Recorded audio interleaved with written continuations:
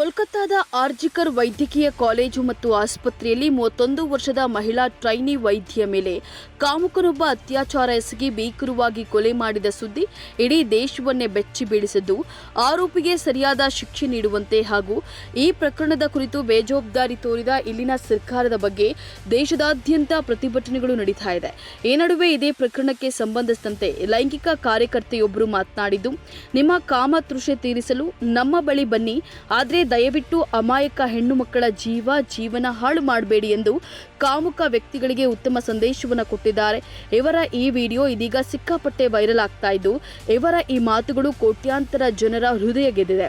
ಈ ಕುರಿತ ಪೋಸ್ಟ್ ಒಂದನ್ನು ಲ್ಯಾಮಿಸ್ಟ್ ಹೆಸರಿನ ಎಕ್ಸ್ ಖಾತೆಯಲ್ಲಿ ಹಂಚಿಕೊಳ್ಳಲಾಗಿದ್ದು, ರೆಸ್ಪೆಕ್ಟ್ ಎಂಬ ಶೀರ್ಷಿಕೆಯನ್ನು ಬರೆದುಕೊಳ್ಳಲಾಗಿದೆ.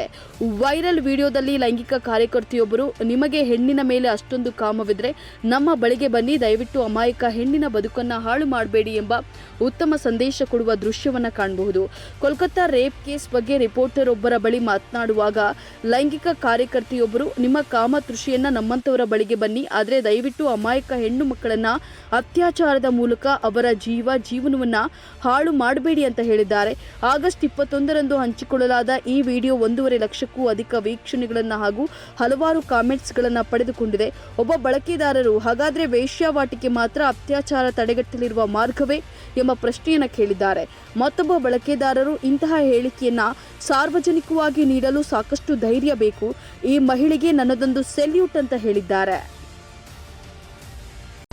रेप को कैसे रोक सकते हैं हम लोग? तो यहाँ इतना बड़ा एक रेड लाइट एरिया है, आप लोग यहाँ आइए ना.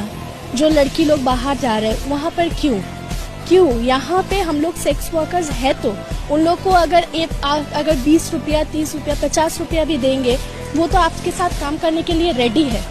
तो फिर हम लोग जो बाहर निकल रहे हैं, जो लड़की लोग हम लोग काम पे निकल रहे हैं, या फिर जो डॉक्टर्स जो काम पे गए, कैसे देखिए मेंटालिटी को चेंज करना पड़ेगा.